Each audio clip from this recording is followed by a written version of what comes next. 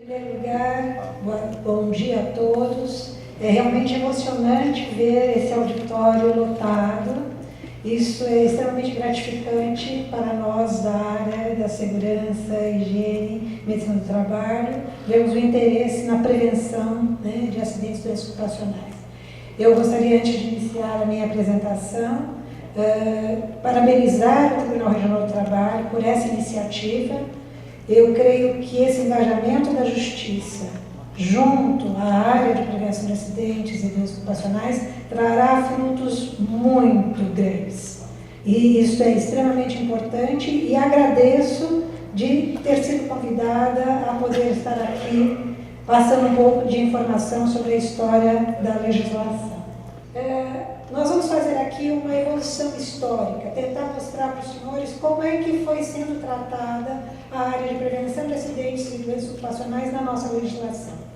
Vocês vejam que desde 1946 já havia essa preocupação no Brasil.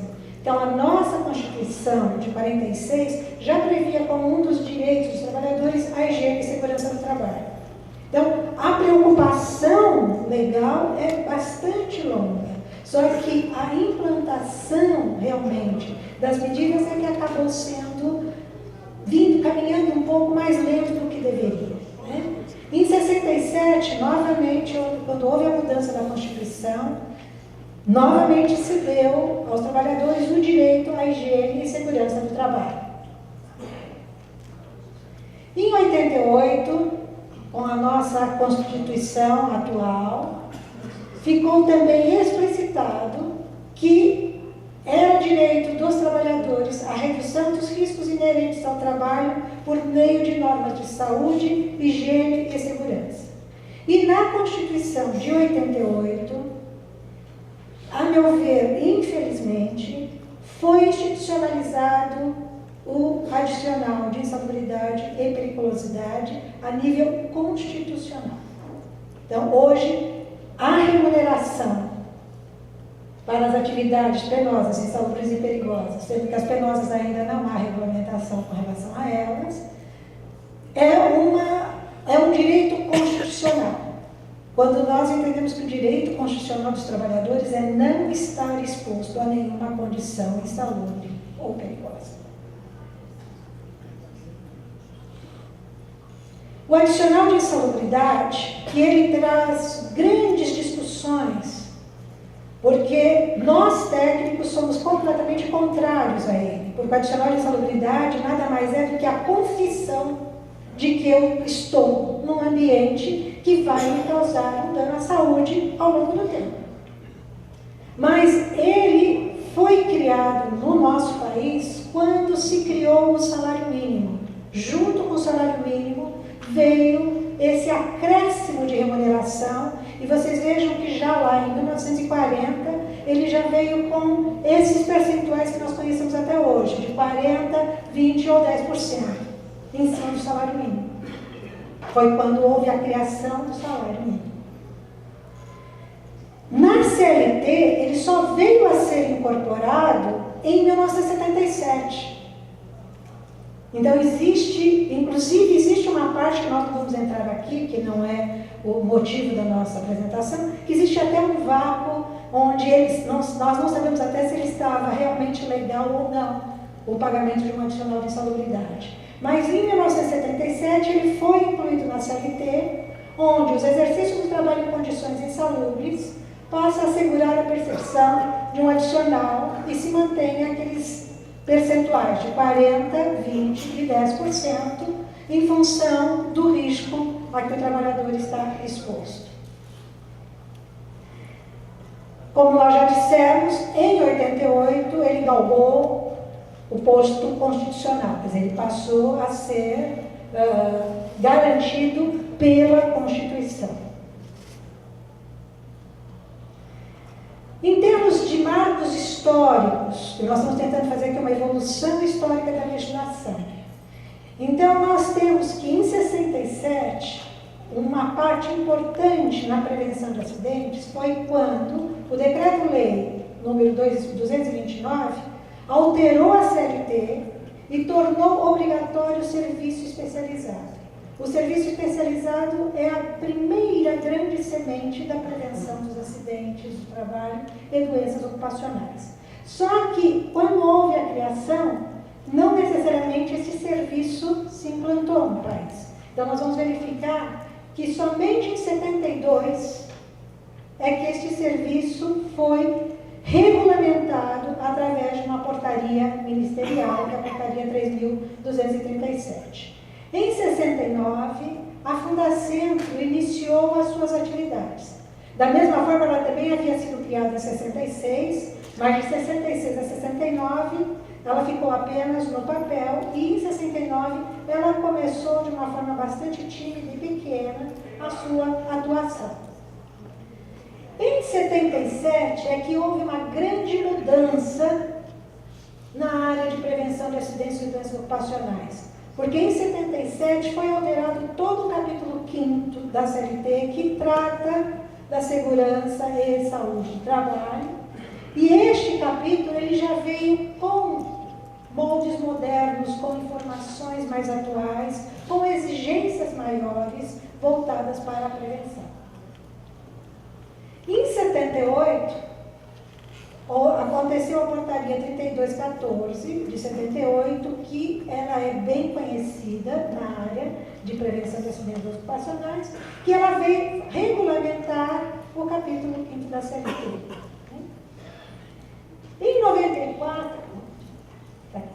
94, nós tivemos na área de doenças ocupacionais um grande marco, que foi a criação da NR9.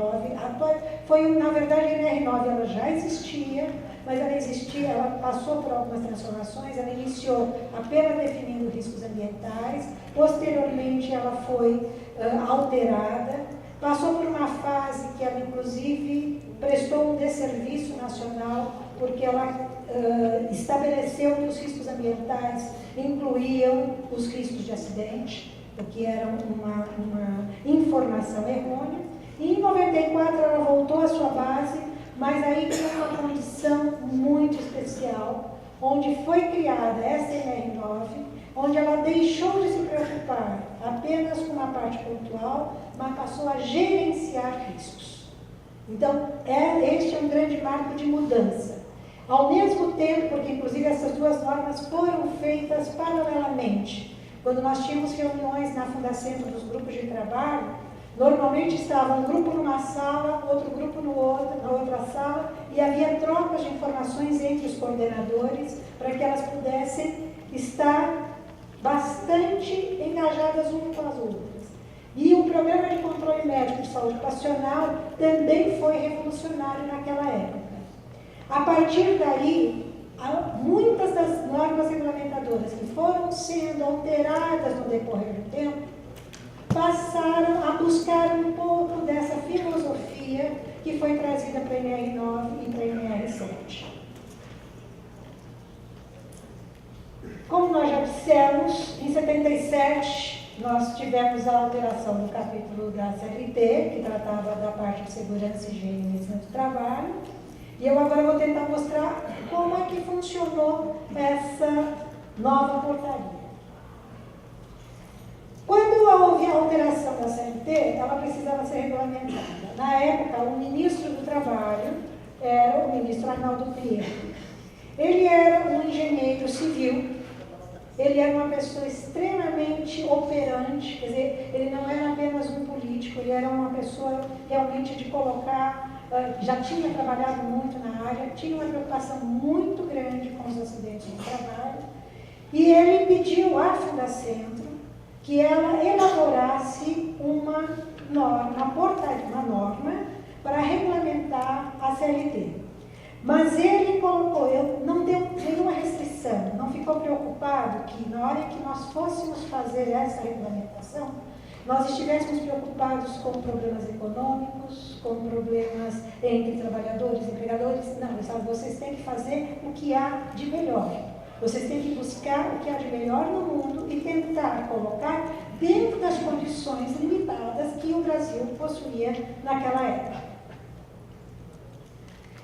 Na época, o superintendente da Fundacentro era Eduardo Gabriel Saad. E Dr. Saad também era imbuído desse mesmo espírito de realmente voltado à prevenção, de que nós não tínhamos que reduzir a quantidade de acidentes de trabalho, que foram apresentados hoje os números, mas se nós fôssemos ver os números que existiam na época, proporcionalmente à quantidade de trabalhadores, era assombroso.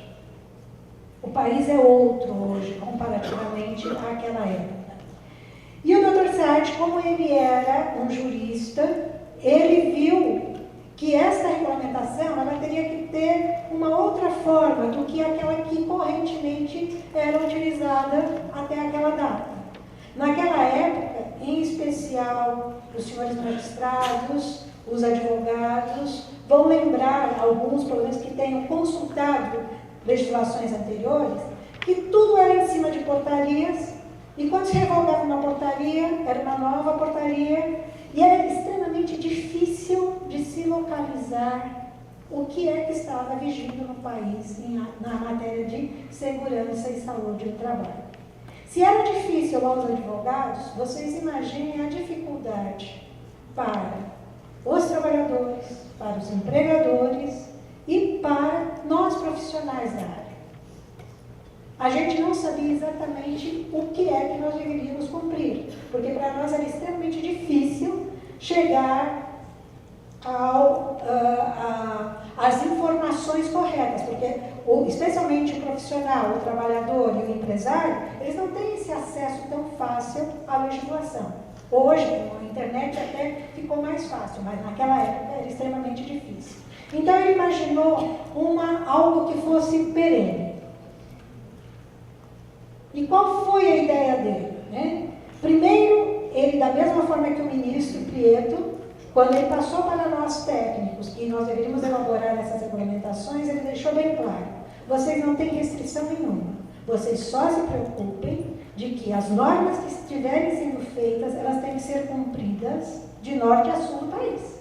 Não pode ser uma norma, porque a Fundação entra sede em São Paulo, não é uma norma para São Paulo, é uma norma para o trabalhador brasileiro como um todo. E assim surgiu a portaria 3214, que qual é a grande virtude da portaria? A portaria, ela congrega normas regulamentadoras. E hoje, nenhum de nós, pelo menos, talvez as pessoas do mundo jurídico, até conheçam o número de uma ou outra portaria que alterou uma portaria, uma NR anterior. Mas, por exemplo, eu mesma, que ajudei, colaborei e fiz a NR 9, eu não tenho a menor preocupação e nem sei qual é o número da portaria que introduziu a NR 9 em 1994. Eu sei que hoje nós temos a NR 9 vigente. É óbvio que se a gente for nos livros, elas estão lá, os números das portarias que fizeram alterações.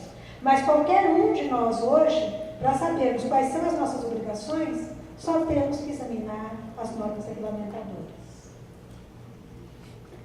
Então, na verdade, ela, na época, tinha 28 NRs. Sendo que hoje ela já cresceu bastante, especialmente nessa última década, nesses últimos anos, ela acabou alcançando já as 35 NRs. E a NR 35 vai ser objeto, inclusive, da apresentação do nosso colega. Então, aquilo que nós tínhamos dito, hoje nós conhecemos as NRs, não precisamos nos preocupar com o número de portarias. Os próprios livros hoje, eles são livros consolidados. Quer dizer, a ideia do Dr. Saad foi, se nós temos códigos para o processo civil, se nós temos código civil, código penal, por que não termos algo similar a um código na área de segurança e higiene do trabalho?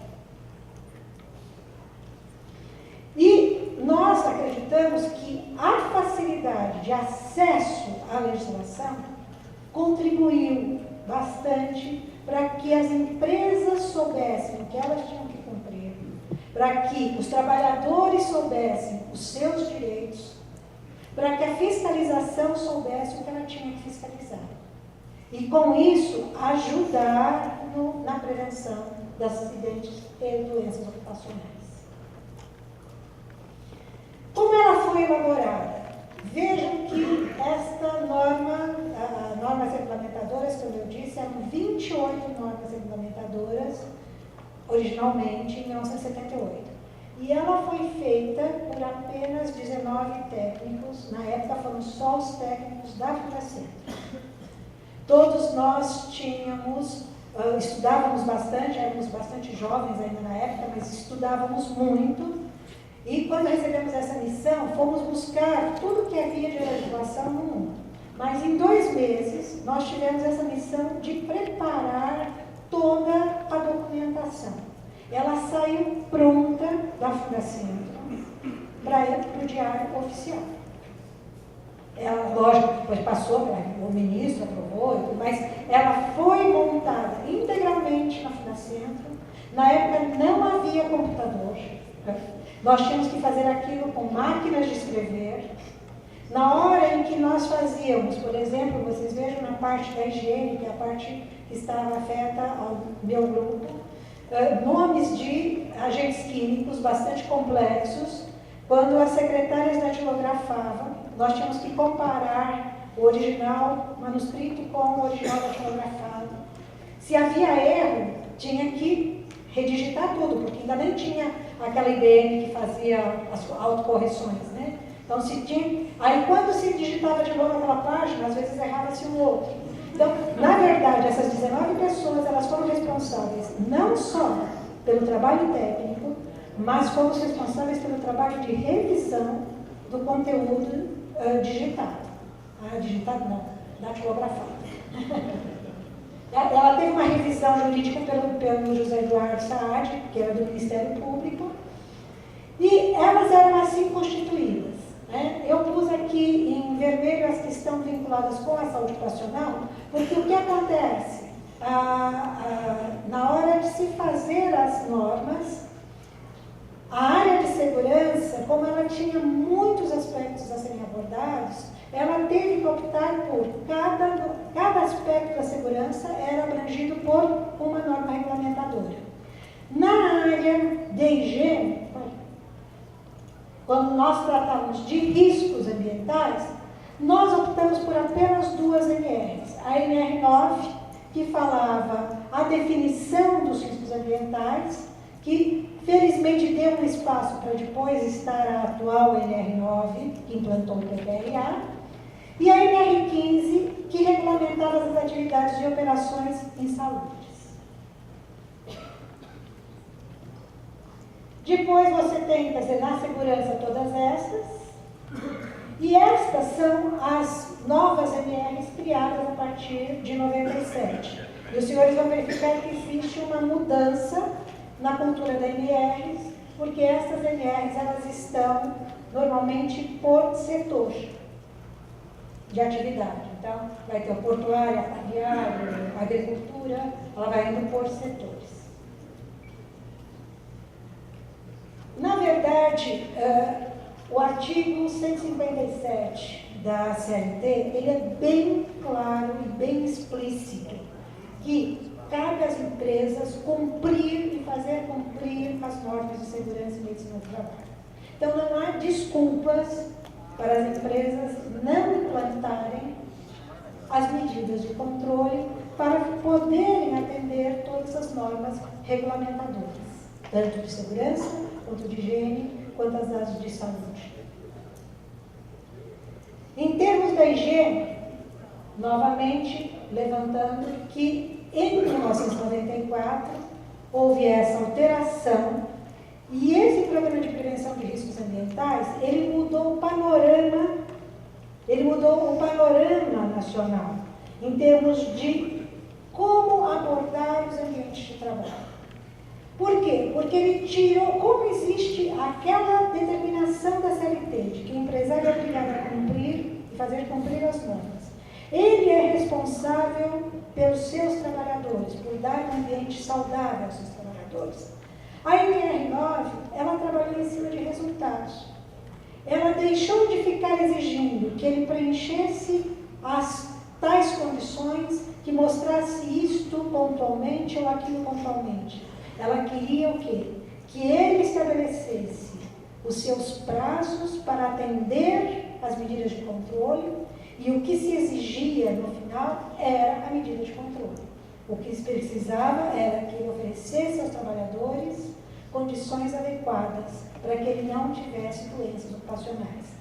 E ela foi mais longe.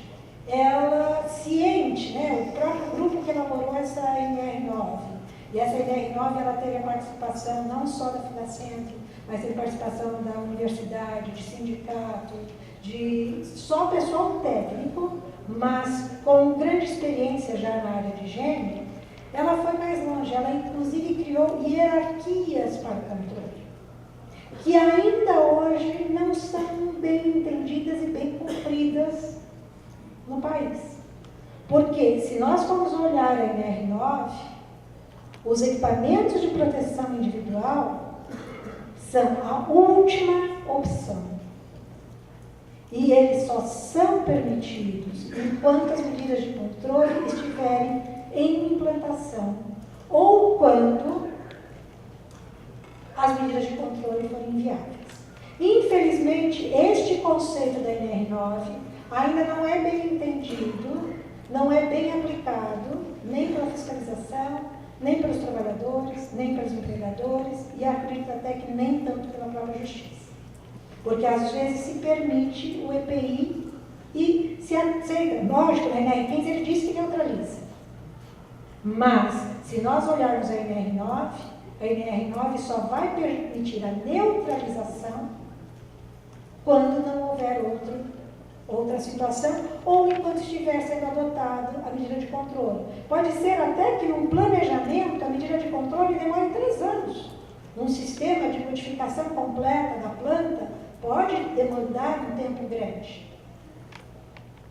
Mas, passado aquele tempo, que é um cronograma que é feito pelo próprio empresário, o EPI não poderia mais estar sendo usado e sendo aceito como um neutralizador das condições de exposição que geram risco à saúde do trabalhador. Na verdade, a eliminação, eu estou focando bastante na parte de doenças ocupacionais, na parte de higiene ocupacional, porque os senhores terão várias outras palestras na área de segurança, especificamente na área de segurança de construção civil. Então, eu vou focar bastante nesta área.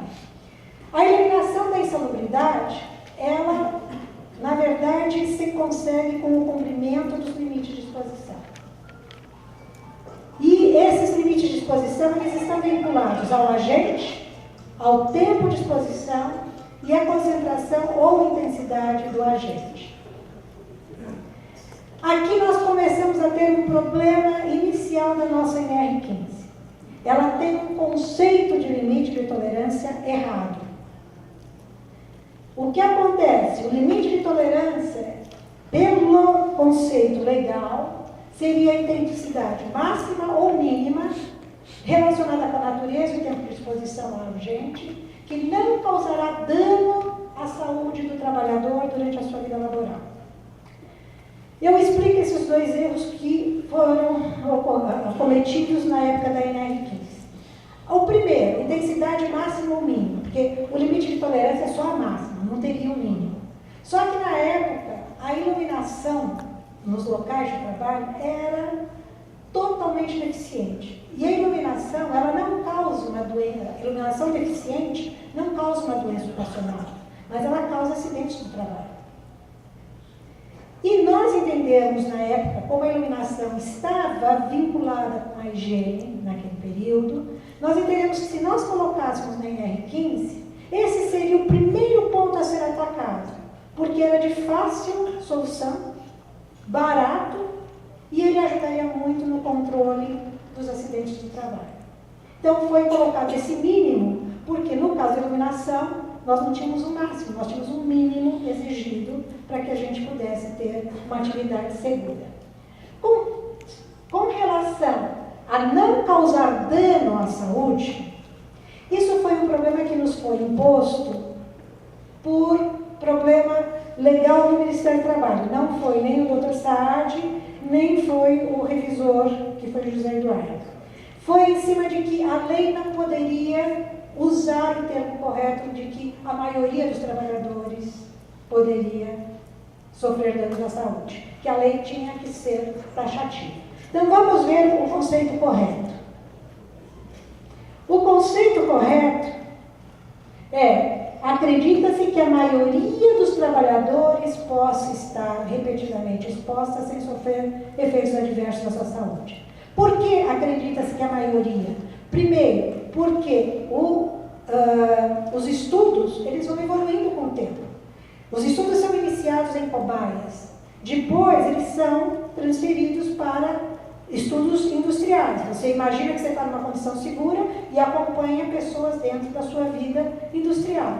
E o que acontece? Pode ser que daqui 10, 20 anos você chegue à conclusão: não era seguro, e você é obrigado a baixar os limites. Além disso, também nós temos a suscetibilidade individual. Os senhores sabem que tem pessoas que ficam mais resfriadas do que outras, expostas no mesmo ambiente de trabalho. No mesmo, nem precisa ser ambiente de trabalho, dentro do próprio ambiente familiar. Então, esse acredita-se é aquele que vai garantir cerca de 95% das pessoas não terão. O restante deve ser controlado pelo Programa de Controle Médico da Saúde Ocupacional. Tá? Verificar quem é suscetível e afastar esse trabalhador. O nosso trabalho na época ele foi baseado nos limites da CGIH e foram adequados à jornada do Brasil. A jornada americana era de 40 horas, a nossa era de 48, existia uma fórmula recomendada para adequação que fazia com que houvesse uma redução de 22% relativamente aos limites americanos. Estes são os anexos, né? O problema é assim, a área de segurança foi muito bem atualizada no decorrer do tempo. A NR15, ela ficou parada em 1978. Ela não evoluiu. Então nós temos pequenas alterações pontuais. Quando nós fizemos a portaria 3214, a Fundacentro havia se comprometido de a cada 2 anos fazer uma revisão, para que as normas estivessem sempre atualizadas. Nós cumprimos o nosso papel, nós fizemos em 1980, aprimorando, melhorando, vendo o que havia de errado e tentando melhorar. Em 82, novamente, mas infelizmente não foi dado seguimento a isso pelo Ministério do Trabalho, e a NR15 está parada desde 78. Qual é o resultado desta parada no tempo? Os limites que na época eram limites atualizadíssimos, da NR15, hoje, 52,3% dos limites que nós temos na nossa legislação são superiores aos limites aceitos internacionalmente. Vejam que nós temos limite, 11% dos limites estão 30 a 99 vezes acima do limite permitido. Nós temos 2% dos limites que estão acima de 100 vezes o limite permitido. Então vocês percebem que nós estamos expondo os trabalhadores, a lei está expondo os trabalhadores a condições de grande risco à saúde deles. Isso é só para os senhores conseguirem enxergar desserviço, né, de não se fazer a atualização da NR15. Eu trouxe alguns exemplos. O tolueno é um solvente bastante utilizado, é usado também na construção civil, só para os senhores verem. O limite, na época, o 78 ppm, ele estava de acordo com aquilo que se entendia adequado para a proteção do trabalhador. Hoje, o limite no Brasil deveria ser, para a nossa jornada de 44 horas, 17,6 ppm. Isso quer dizer que, se nós expusermos o trabalhador ao limite estabelecido na NR15, nós estamos expondo ele a 4,4 vezes mais do que poderia ser aceitável. Com relação ao asbesto, a nossa legislação, ela, na verdade, está 22,7 vezes acima do limite permitido. Com relação à parte dos fabricantes e a parte da mina, existe um acordo com os trabalhadores que faz com que seja cumprido 0,1 fibra por centímetros cúbicos. Mas para outros trabalhadores que estão na construção civil, não existe esse tipo tipo de acordo. Então, se nós respeitarmos os limites, ainda assim nós estamos expondo o trabalhador a uma condição muito grande. No caso do cloreto de vinila, que é utilizado para a fabricação de plástico, a condição é pior.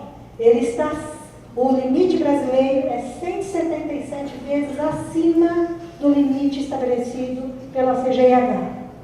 E vocês viram que eu pus aqui, sempre para vocês, quais são os riscos. Eu estou pondo substâncias que vocês viram que são cancerígenas, o dano que causa o trabalhador é bastante grande, não é uma brincadeira. Tá? No caso do 1,3-butadieno, que é utilizado na fabricação de borracha, vocês vejam que ele é 443 vezes acima daquilo que o trabalhador poderia ser exposto. Então, na verdade, vocês vejam que a União, ela acaba até sendo responsável, porque a União, através da sua legislação, está dizendo que aquele limite não causará dano à saúde do trabalhador. É uma situação bastante perigosa. A NR9, ciente desse problema, dessa dificuldade de alteração da NR15, ela usou um caminho. Todas as substâncias que não tivessem limites estabelecidos na NR15 deveria ser utilizado ou os limites da CGH ou limites que venham a ser acordados entre o Sindicato dos Trabalhadores e a empresa. Por exemplo, se alguém é da França, uma atriz da França, pode não querer usar o limite da CGH, mas utilizar o limite francês. Isso se houver uma negociação coletiva, não haveria problema nenhum. A BHO ela traduz esse livro para facilitar a aplicação por todos os profissionais, para o conhecimento de todos os trabalhadores e empregadores. Mas acho que, infelizmente, esse item não é ainda muito bem conhecido, inclusive, da área jurídica. Né? Só para vocês terem uma ideia, no caso específico da construção civil, nós temos o cimento está no anexo 13 qualitativo, insalubridade de grau mínimo, e dizendo só quando tiver grandes exposições à poeira.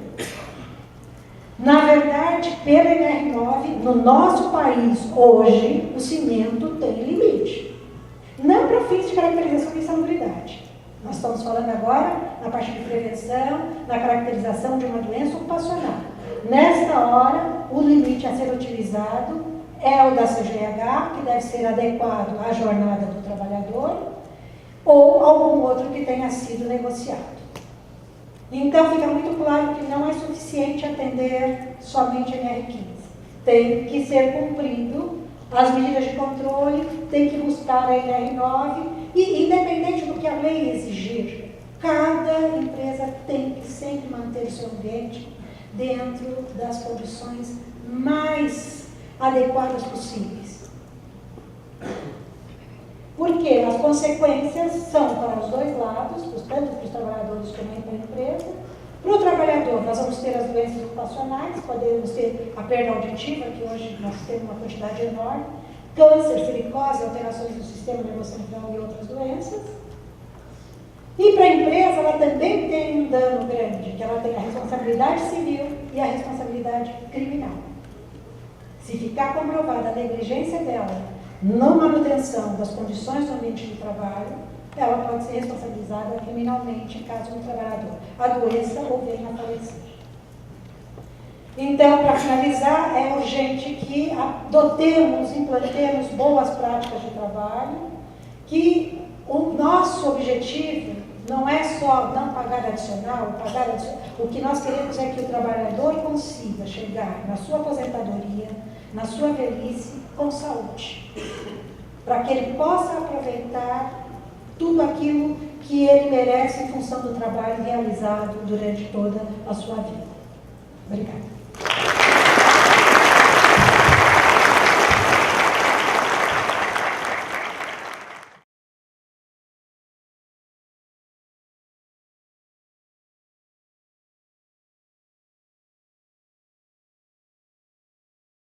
Bem, senhores, bom dia. Queria cumprimentar o TRT, na figura dos juízes, pela iniciativa desse encontro que discutir segurança, falar sobre prevenção de acidentes e preservação da saúde do trabalhador é fundamental, e a gente só vai atingir esse objetivo se nos unirmos todas as entidades, sindicatos, trabalhadores, empresários, né, para atingir essa nossa missão. Queria cumprimentar Damásio também, nosso presidente. Irene, adorei a sua apresentação e vi aspectos que eu desconhecia com relação à criação do bloco. Achei fantástico. E cumprimentar também os sindicatos dos trabalhadores da construção pesada e juntamente com o TRT, que me convidaram para estar aqui fazendo essa apresentação. Estou mostrando agora uma imagem para vocês que é uma obra da construção civil, antiga. Uma vez eu perguntei em um evento, onde fica essa obra? Aí alguém da plateia falou que era Los Angeles, né? Mas só para retificar, isso fica no Egito, né? E essa obra tem 5.000 anos de existência. E eu me pergunto para vocês, quais eram as regras de segurança para a prevenção de acidente nessa época? Quais eram? Mas desde aquela época, para o faraó, era ruim o acidente de trabalho e era ruim a doença, porque ele tinha que repor aquele trabalhador. E trabalhar para a construção de uma pirâmide, que era o túmulo do deus, que é faraó, era uma honra para qualquer cidadão egípcio da época, né? Então não existiam regras escritas. Mas eu só queria começar a nossa apresentação mostrando que tudo que a gente vai falar aqui é com relação ao trabalhador, é com relação a gente, a pessoas. Mesmo não existindo regras ou normas de segurança, todos nós temos o dever moral de preservar a vida e a saúde das pessoas, independente de se estamos trabalhando ou não. Se não existissem normas, existiria a obrigação moral da gente não aceitar que alguém deva morrer ou se adoecer em função de um trabalho, de uma atividade. Então vou mostrar uma coisa muito interessante, que é o seguinte: desde épocas antigas, regras também já existiam com relação à preservação de acidentes. Pesquisando, a gente descobriu que na Bíblia, que foi escrita em 1470 a.C., quer dizer, há mais de 3.000 anos, já existia uma regra específica para a prevenção de acidente, que estava escrito em Deuteronômios: quando edificares uma casa nova, nós estamos falando da construção civil agora, né? Farás um parapeito no terraço para que não ponhas culpa de sangue na tua casa se alguém de algum modo cair dela. Ou seja, é uma regra de 3.000 anos de existência ou mais, que obriga você a colocar uma proteção coletiva para evitar a queda do trabalhador na construção civil. Então, existem regras morais, né, que já nos obrigavam a cumprir certos preceitos com relação à preservação de acidente de trabalho. Então, os Estados Unidos começou a criar uma norma de prevenção de acidente com queda, que o primeiro item utilizado foi amarrar o trabalhador com uma corda pela cintura. Com a queda, o trabalhador continuou morrendo. Aí passaram a usar um cinto abdominal e ele continuou morrendo. Então, hoje, a gente vê que a evolução da segurança, da preservação de acidente com altura é até recente, né? Mas, como foi apresentado pela doutora Irene, brilhantemente, todo o histórico da segurança, então a gente tinha um panorama nessa época, e hoje a gente evoluiu muito. E o que aconteceu então de lá para cá? Nada. Apesar de termos regulamentações, temos normas, temos novas tecnologias, a gente continua tendo situações de risco iminente, porque o trabalhador, por desconhecimento, ou por trabalhar numa tarefa, ou até a supervisão falha, permite que essas coisas aconteçam até hoje, né? Esse é um grande dilema nosso. Então, a preservação de acidente por queda estava pautada na construção civil, que a gente utilizava a NR18 para vários aspectos, né, junto com a NR6, que fala dos EPIs, né, para a preservação do acidente. Mas hoje, a preservação do acidente por queda não está só na construção civil, está na construção de indústrias, trabalho com equipamentos, máquinas, caminhões, com trens. Tem alguém da CPTM aqui? Eu acho chato a gente falar isso, mas essa foi uma fiscalização recente que eu fiz, onde eu vi os trabalhadores sem o devido equipamento de segurança, sem estar ancorado numa linha de vida, e por incrível que pareça, a escada está ao contrário, né? O corrimão está virado para dentro ainda. Quer dizer, a gente vê uma série de aspectos. Nós estamos no século XXI, ano 2012, então a gente vê coisas incríveis. E será que eu preciso de uma norma para fazer isso? Eu acho que sim, é necessário. Trabalhos com instalações de produção de energia, montagem das próprias torres, trabalhos com veículos altos que podem sofrer queda e provocar queda do trabalhador, montagem de painéis publicitários. Então, o que acontecia? Foi criada uma norma em função de uma demanda, uma norma específica para trabalhar à altura que englobasse todos os ramos de atividade. E queda com diferença de nível, que existe a queda no mesmo nível, mas queda com diferença de nível, é uma das grandes responsáveis por uma das principais causas de acidentes graves e fatais em vários ramos de atividade. Só de curiosidade, depois que a gente sofre uma queda, só de curiosidade tem alguns aspectos. Na queda livre, um paraquedista, quando salta na posição deitada, a velocidade que ele atinge é de 200 km por hora. E se ele estiver caindo em pé, ela pode ultrapassar os 350 km por hora. Então, para vocês terem uma ideia, o impacto que uma queda pode causar. Eu vou mostrar agora alguns aspectos. Depois de 0,3 segundos de queda, um ser humano já atinge quase meio metro de desnível em relação ao piso que ele está. Depois de 1 segundo de queda, um trabalhador, uma pessoa, consegue atingir um desnível de quase 5 metros, atingindo uma velocidade de 35 km por hora.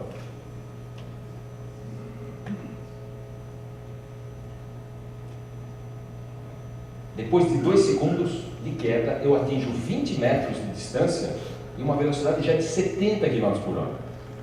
E o pior,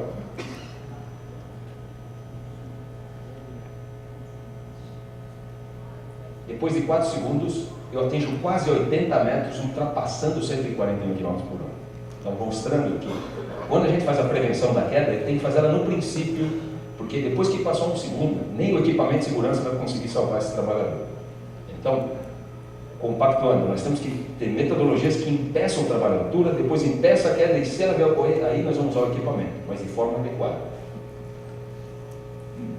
Bom, e aí, vou apresentar para vocês rapidamente a nova INEC 35. Ela foi publicada no Diário Oficial em 27 de março, então ela tem um prazo de 6 meses para ser implantada, então a partir de 27 de setembro vai ser de cumprimento obrigatório por todas as empresas, com exceção de 2 itens que nós vamos ver depois.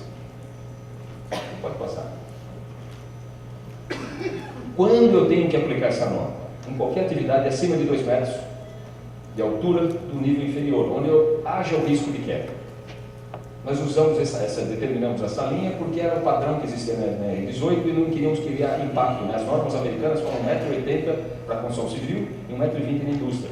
Mas a gente não queria confundir e pautar por um nivelamento de norma para uma não ser contradizer a outra. Né? Então, tem lá, começa. Cabe ao empregador garantir a implementação desta norma, inclusive pelas contratadas. Então, nós estamos entrando na seara jurídica da responsabilidade solidária. Só permitir o trabalho à altura após as medidas implantadas na norma. Desenvolver um procedimento operacional para as atividades rotineiras, ou seja, todo trabalhador que faz atividade à altura vai ter que ter um procedimento escrito mostrando passo a passo quais os itens que ele tem que cumprir para fazer aquela atividade. E sistematizar, né, uma autorização. Quem trabalha à altura vai ter que ter uma autorização, que vai ter que constar no crachá, num símbolo no capacete, no uniforme, dizendo que ele está apto para fazer aquela determinada atividade. Vai ser obrigatório, além do procedimento escrito para as atividades rotineiras, eu vou fazer uma análise de risco prévia e, quando aplicável, eu vou fazer a permissão de trabalho. Nós vamos explicar isso mais para frente. Cabe ao empregador também assegurar a avaliação prévia, ou seja, independente de eu ter procedimento, análise de risco, toda vez que eu for começar um trabalho, eu tenho que verificar se aquele ambiente não está diferente do habitual para eu criar ou implantar medidas atualizadas e novas para aquela atividade. Permitir que o trabalho seja suspenso, paralisado, se houver uma situação de risco. Trabalho também realizado sob supervisão definida na análise de risco. Ou seja, isso está querendo dizer que o trabalho individual não vai ser permitido em algumas circunstâncias. Todo trabalhador vai ter que ter sempre um acompanhamento ou uma supervisão, isso vai constar na análise de risco.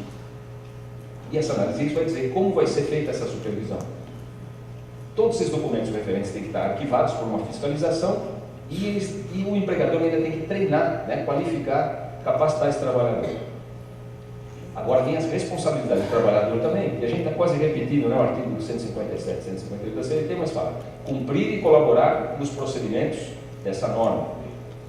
Ele tem o direito de recusa, se ele encontrar uma atividade de grave iminente risco para si ou para terceiros, ele pode simplesmente interromper a sua atividade até que aquela situação seja corrigida.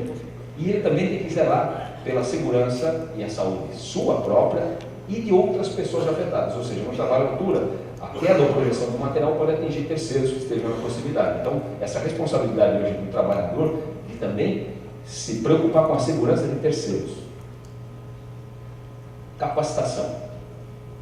Esse treinamento que o trabalhador vai ter que ter, ele tem 1 ano de prazo. Então, a partir de março de 2013, isso vai ser obrigado. Mas o que eu estou sentindo é que muitas empresas já estão procurando habilitar e capacitar os seus trabalhadores já agora. Então, o trabalhador tem que ser capacitado com um treinamento com uma carga mínima de 8 horas. Antes de vocês acharem que é muito pouco, vocês vão verificar mais adiante. Então ele vai aprender as normas, como fazer uma análise de risco, quais os riscos específicos nas suas atividades, quais os equipamentos de proteção coletiva individuais adequados à função que ele vai fazer e os acidentes típicos, tendo apenas noções sobre situações de emergência e primeiros socorros. Esse treinamento vai ter que ser refeito a cada 2 anos, para todos os trabalhadores, ou pode ser abreviado quando tiver mudança de procedimento, ou no evento que indique a sua necessidade. Um acidente, por exemplo, na sua empresa ou com terceiros que motive uma alteração no meu planejamento. Essa capacitação de 8 horas pode ser feita junto com outro treinamento, desde que e pode ser abatida essas horas se existirem itens semelhantes. Então, facilitamos a vida de alguns empregadores, né? E certificado. Esse treinamento pode ser feito por quem? Com um instrutor com comprovada proficiência, ou seja, alguém capacitado, comprovadamente através de cursos ou períodos de experiência na atividade.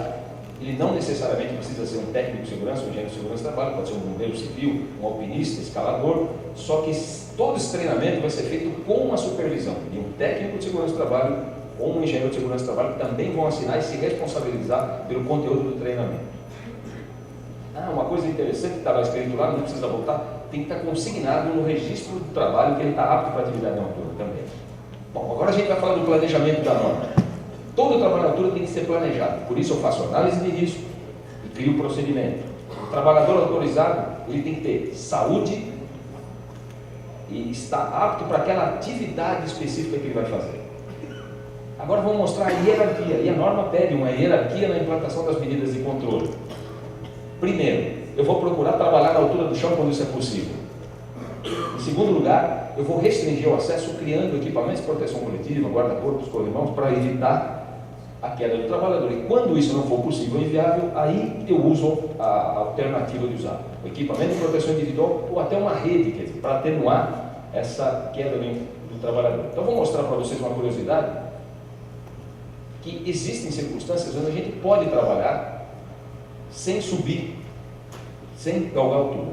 Meu amigo Haru me passou esse vídeo, eu vou apresentar aqui uma demolição na China, no Japão, perdão. Pistões no subsolo descem o edifício quando ele é demolido com máquinas no andar técnico.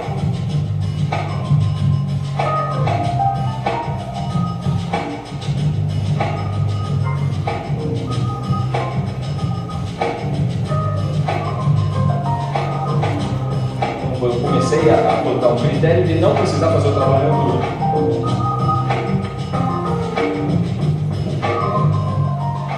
Mas eu acho que essa tecnologia fica inviável aqui, que deve ser muito cara. Por isso tem uma tecnologia egípcia mais barata. Isso foi feito no Egito. Uma demolição sem precisar do trabalhador acessar o prédio.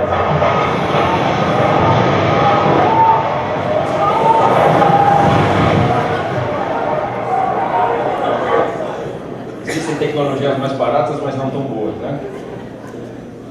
É o seguinte, qual que é a solução que você adotaria hoje para evitar que o trabalhador, por exemplo, subisse no coqueiro para pegar o coco? Como é que eu adoto essa metodologia de evitar o trabalho à altura? Não vale usar machado, nada disso, né? Uma solução que já existe no Brasil e vai ser muito implantada, que facilita a vida de todo mundo, é plantar coqueiros anões, que já tem grande quantidade. Nesse caso, teve um acidente que aconteceu no Canadá e a especificação foi: o trabalhador, ao fazer a manutenção, caiu da escada, teve uma fratura no braço e tal. E queriam implantar uma sistemática para evitar que o trabalhador fosse feito em altura. E simplesmente foi adotado esse sistema. Todos os aparelhos ficam na altura do chão, não necessitando mais da escada. Nos Estados Unidos existem lâmpadas com bocais específicos onde eu consigo fazer a substituição delas sem usar escada. Eu simplesmente uso uma vara telescópica, desenrosco, desço e faço a atividade. Então existem hoje tecnologias que me possibilitam evitar o trabalho na altura. Agora, quando não for possível, eu vou restringir a queda, usando equipamentos de proteção coletiva, proteção de periferia, de laje de obra, as famosas PTA, né, as plataformas de trabalho aéreo, elas têm sempre um guarda-corpo, então aquele guarda-corpo impede a queda do trabalhador. Aí a análise de risco vai ter que focar como fazer com que o veículo não tombe. E por fim, né, nós vamos usar os equipamentos de proteção individual para evitar a queda. Então eu uso cinto de segurança, talabartes, mosquetão para uma queda retrátil. Aqui um exemplo, né, onde, por exemplo, a carga e descarga de caminhões, onde eu tenho que fazer um acesso, já existem sistemas onde eu coloco um cinto de segurança retrátil, acoplado no cinto de segurança do trabalhador, ele pode se deslocar, em caso de queda, esse cinto vai atenuar a queda e evitar que ele caia no solo. E o uso de redes de proteção, que em caso de falhar todos esses sistemas, ele vai ser o último amparo que vai segurar o trabalhador. Continuando falando na implantação, né, do planejamento, o trabalho à altura deve ser precedido então de análise de risco, mostrando o local, o entorno, o isolamento de área, sinalização, estabelecer os sistemas de ponto de ancoragem, aonde eu vou ancorar o meu cinto de segurança, será que ele tem resistência suficiente, as condições meteorológicas adversas que vão ter que ser entrado em conta, e principalmente, na hora de eu fazer a seleção do meu equipamento de proteção, eu tenho que levar em conta o fator de queda. E o que é o fator de queda? Vou mostrar para vocês. O fator de queda é uma relação entre a altura da queda do trabalhador, da queda livre que ele vai sofrer, com o comprimento do talabarte. Então vou mostrar para vocês só um exemplo quando o fator de queda é zero, que é a melhor condição para o trabalhador. O fator zero é quando eu faço a fixação do meu sistema de ancoragem o mais alto possível. Porque em caso de queda, o impacto vai ser o menor possível. Vai ser quase zero.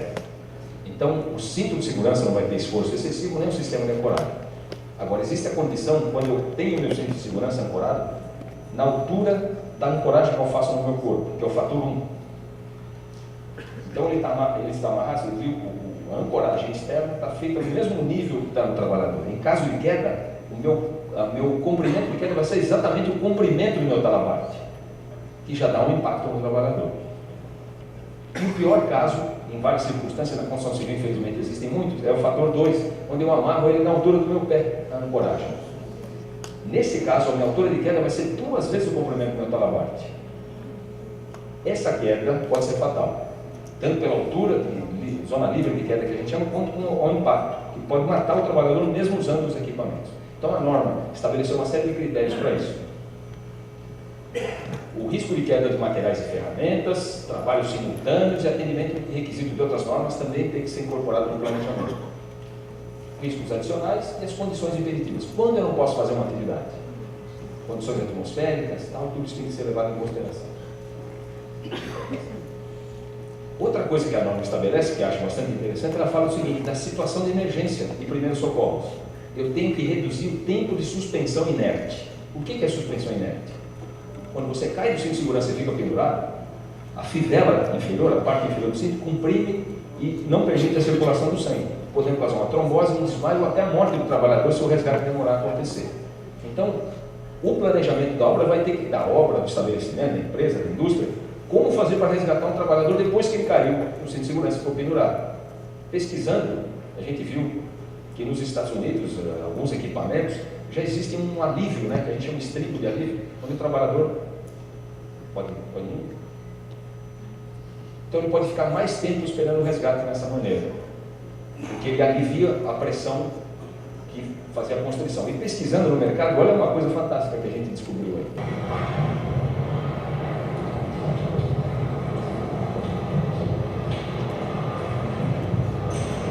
Fácil.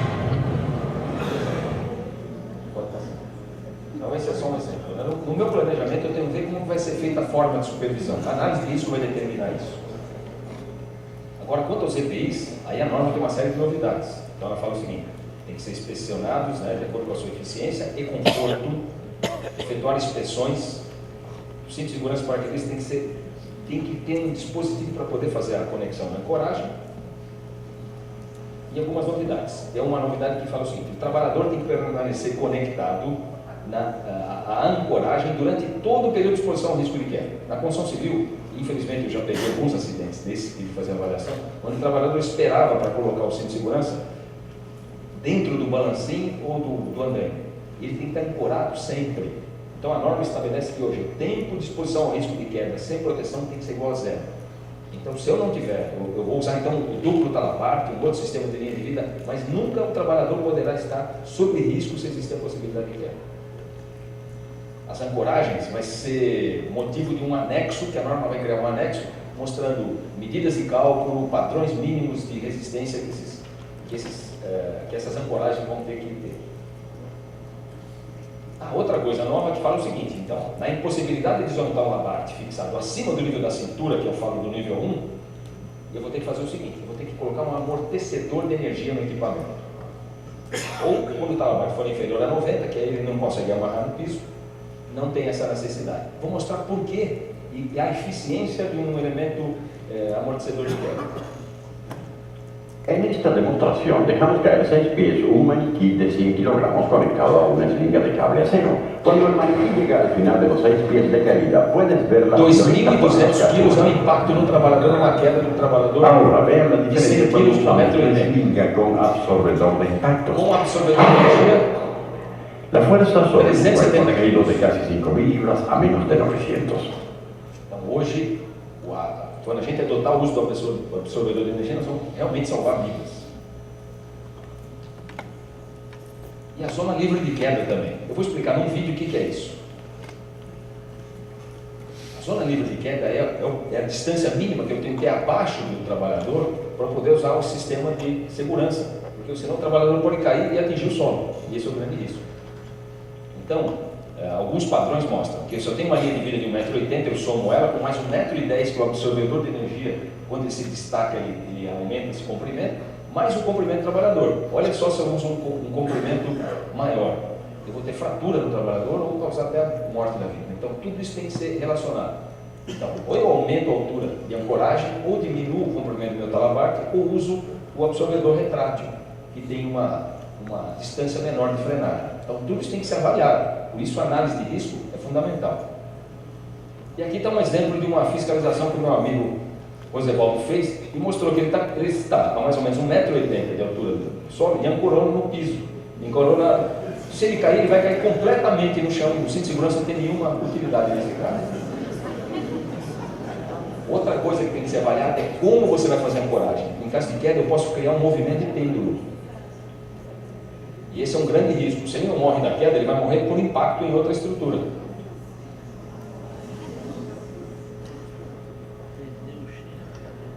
Vocês viram a importância dessa análise de risco na avaliação, na hora de eu determinar o sistema de proteção. Ele tem que ser eficiente e não perigoso também.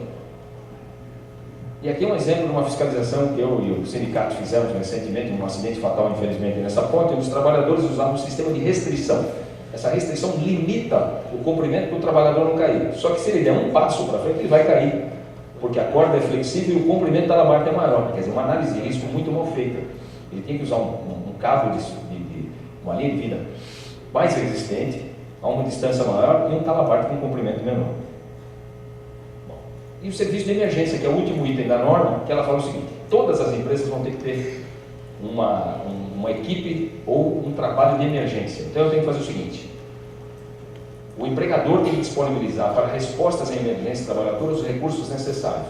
E vai ter uma equipe própria ou não.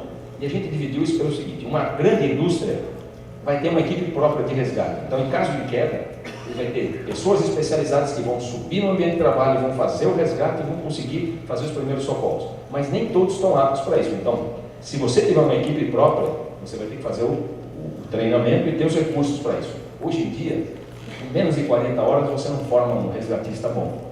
Agora, eu posso usar a equipe de resgate num ambiente urbano. O o SAMU junto com o Corpo de Bombeiros. Então, a minha equipe de resgate tem que saber o telefone, tem que saber manter o trabalhador, reservar um espaço para uma viatura chegar e facilitar esse trabalho. A análise de risco vai identificar cada caso. Porque se a gente pede que todos tenham uma equipe de resgate, essa ia ser a norma menos cumprida de todas. Porque as pequenas e médias empresas não iam ter capacidade de fazer esse treinamento. Bom, só lembrando um acidente que mostra bem como a falta de planejamento pode implicar num dano ao trabalhador. Essa obra aconteceu na divisa do Piauí com o Maranhão, quando a estrutura que sustentava a obra ruiu, provocando a queda dos trabalhadores. Só para vocês terem uma ideia, os 3 encarregados que estavam lá em cima não utilizavam o cinto de segurança. 2 na queda morreram. Os trabalhadores, por sorte, estavam amarrados na linha de vida. E olha só, a gente conseguiu fazer um cacho de trabalhadores pendurados, né? E essa situação, tá bom, agora a linha de vida salvou os trabalhadores, agora como eu tiro eles de lá? E essa foi a questão. Lembra da suspensão inerte? Esses trabalhadores podem sofrer dano, e como que eu retiro eles de lá? Então, a coisa foi feita de forma improvisada. Quero colocar um caminhão, um trator, quer dizer, que por sorte tinha espaço, condição dele aparecer lá, e ele teve que cortar com a faca lá os equipamentos. Então, a falta de planejamento. Aí eu fiquei pensando, como é que eu faria para fazer um resgate desses trabalhadores? Numa situação. Aí eu fiz uma simulação, imagina a queda do trabalhador, eles pendurados. E agora como é que eu resgato eles? Aí eu pensei numa possibilidade, eu criaria cabos adicionais, com um sisteminha mecânico, ou até um tifória, eu ia liberando esse cabo, fazendo com que eles descessem e fazer o resgate. Quer dizer, o planejamento faria com que eu fizesse o serviço de resgate de forma muito mais fácil. Então, novos anexos vão ser criados, que é o anexo para acesso por corda ao perímetro industrial, redes de proteção, trabalho com escada, trabalho em torres e, principalmente, linha de vida e ancoragem. Só algum aspecto curioso, quando a gente for, tudo que se fala em escada aqui no Brasil, tem uma norma regulamentadora, ela fala da NR18, escada de madeira, mas elas têm que ser melhoradas. Então tem um aspecto que fala, por exemplo, na NR18, toda escada de abrir, ela tem que ter no máximo 6 metros, um dispositivo que não permita a abertura da escada. Mas a gente vai melhorar isso dizendo que o dispositivo antiderrapante, que o material não precisa ser madeira, pode ser materiais mais nobres, mais resistentes, mais eficientes, mas eu vou mostrar para vocês o que também o improviso provoca aqui no Brasil. Uma fiscalização no sul, olha aquele pessoal, aquele cara que está com a escada, o que ele está fazendo?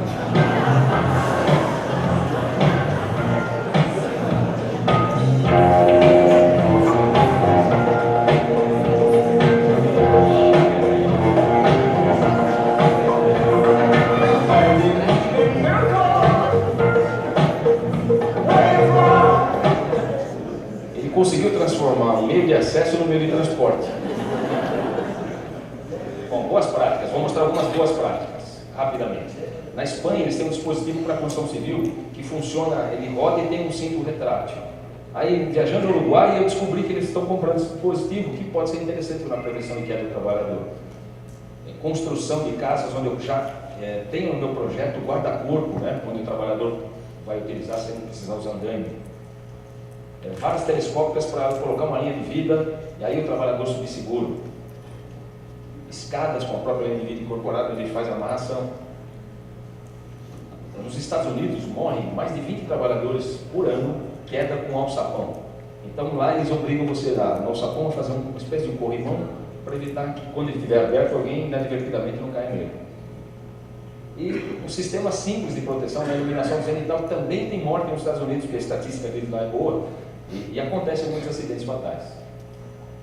Sistemas de ancoragem que ficam no fundo de laje. E olha que interessante, na hora de fazer a manutenção desses domos, como eu faria se eu não tivesse planejado?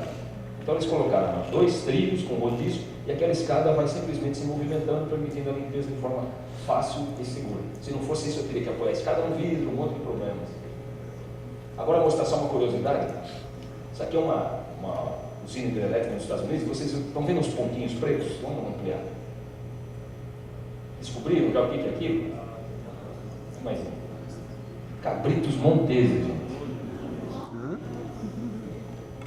Não começa a elogiar muito, porque muitos deles caem. Bom, agora vamos encerrar. Só vou mostrar umas fotos para a gente relaxar um pouco, mostrando algumas más práticas, né? Isso aqui é quando o pessoal usa o caminhão para acesso em altura, né? E aqui eu coloquei uma empilhadeira com 2 balancinhos no caminho. E olha a tranquilidade do operador. Ah, isso aqui é fantástico. Esse cara é um escalador hindu, que está famoso na internet.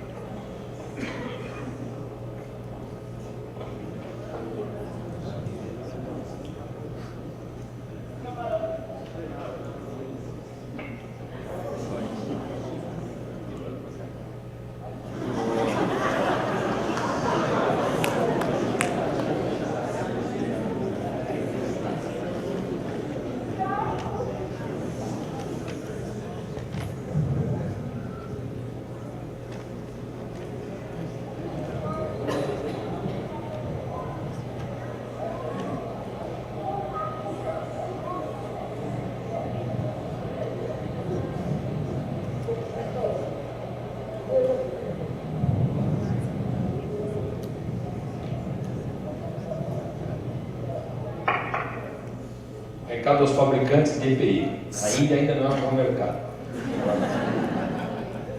Isso aqui é interessante. Então, eu estou nessa foto, alguém colocou uma escada para acessar um lugar mais alto em cima de uma plataforma, que é proibido. Mas o interessante é onde isso aconteceu. Vamos ampliar isso aí. Isso aconteceu em Portugal, na Ilha da Madeira, está Faro, capital da segurança no trabalho. Aqui é um exemplo de ancoragem. Você vê como funciona. E aqui também é um coeficiente de segurança 3 no sistema de contrapeso. E a gente fala só uma curiosidade. Eu preciso treinar procedimento. Lembra que eu falei no começo? Tudo que a gente faz é para gente, para pessoas. E as pessoas não nascem prontas. Então a gente tem que treinar e orientar para as coisas mais básicas. Eu vou mostrar um exemplo que é a falta de treinamento que pode gerar.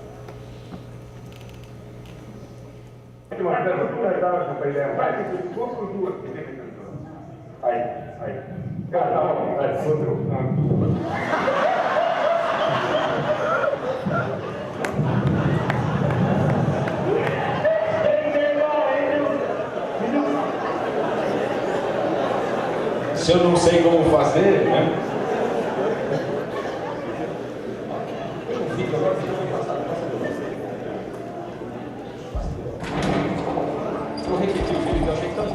Eu devia ter trocado os andaimes, mas a obra não podia parar. Eu devia ter verificado melhor os tubos. Estava chovendo muito. A gente devia ter trocado os cabos do elevador, mas estava em falta. Acidentes não acontecem por acaso. Trabalho seguro é responsabilidade de todos. Programa Nacional de Prevenção de Acidentes de Trabalho. Justiça do Trabalho. Nas avaliações de acidentes fatais, infelizmente, que a gente é obrigado a fazer, a maioria das desculpas está retratada ali. Eu ia fazer, eu devia ter feito, mas só sobra o arrependimento. Bom, uma reflexão para a gente é: não basta saber, é preciso aplicar. Não basta querer, é preciso fazer. Ok, gente, obrigado.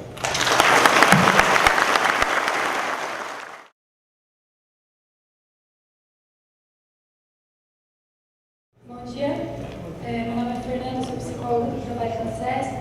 Eu queria fazer uma pergunta para o Jean Franco. Pedi que ele falasse um pouco, uma pergunta não, né? Pedi que ele falasse um pouquinho sobre os aspectos da avaliação médica e avaliação psicossocial na INEP-5, né? Que ela entrou com uma avaliação psicossocial, mas no nosso entender, na SESP e no grupo grande de psicólogos que a gente está trabalhando, esse psicossocial quer dizer avaliação psicológica, né? Os aspectos do medo, do preparo, na questão da saúde mental mesmo do trabalhador para o trabalhador.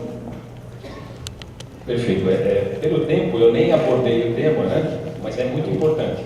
A norma hoje exige o seguinte, que no atestado de saúde ocupacional, o médico vai ter que consignar que o trabalhador está apto para trabalhar na cura, não só para a função específica dele.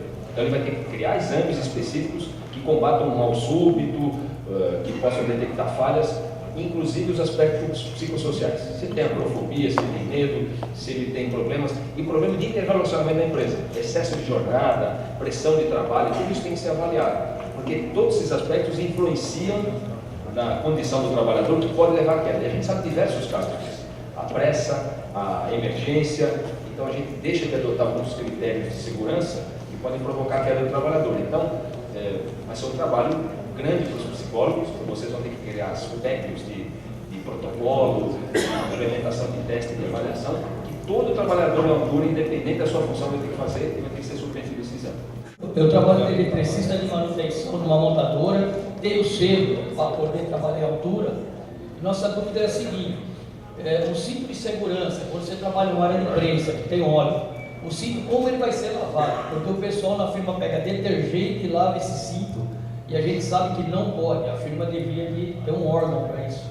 Claro, a NRC já fala isso, né? Da manutenção específica, então todo equipamento vai ter que obedecer os critérios do fabricante. E lá vai estar escrito como fazer a manutenção e higienização desses equipamentos. Você sabe que determinados reagentes podem ser agressivos ao material e reduzir a sua resistência. Então, é muito perigoso. A análise de risco, que essa análise, o que a nova NR35 vai criar, vai ser obrigar as pessoas a pensarem, a trabalhar e achar soluções adequadas para cada função. Nesse é o caso. É óbvio que está errado fazer esse tipo de atividade. E eu tenho que diminuir a vida útil também desse ciclo. Se ele tem lá uma validade de 5 anos, eu vou ter que reduzir essa vida útil, substituindo a períodos mais curtos em função da agressão que ele está sofrendo. Então, especialistas vão ter que analisar isso daí. Só uma coisa que eu aproveito para falar: a gente vai lançar no final de maio essa norma regulamentadora comentada. Então, ela vai ser publicada, vai estar na internet, vai estar impresso, para todo mundo poder ler e tirar essas dúvidas que podem acontecer, para ter um parâmetro, para não ter dupla interpretação da norma. Vou abrir mais uma perguntinha para, se alguém tem alguma pergunta para a doutora Irene. Armando? Bom dia, Beza. Queria parabenizar a doutora Irene pela brilhante exposição que resgata o processo de construção da nossa legislação proibicionista. Essa pergunta que eu queria fazer para ela era como uma das idealizadoras da NR9, que é a norma que trata de prevenção de riscos ambientais. Se eu posso afirmar que a NR9 ela é uma norma de gestão, se é uma norma de gestão, o que devemos fazer para fazer com que ela cumpra com o seu papel? Eu entendo que a NR9 ela é uma gestão dos riscos ambientais, estabelecendo condições de atuação do empregador. Ele tem que fazer planejamento. Eu acho que hoje as normas, inclusive, eu acho que a NR9 ela abriu esse precedente e todas as normas subsequentes estão preocupadas em fazer com que haja o gerenciamento do risco, não só estabelecimento pontual. Eu creio que a NR9 não precisa de alterações para ser cumprida. Aquilo que está na NR9 é o suficiente para que haja realmente a prevenção de doenças ocupacionais. Eu não sei se era essa a sua pergunta. Eu entendo que a NR9 hoje ela tem todas as condições, não há necessidade de alterações para que ela possa se tornar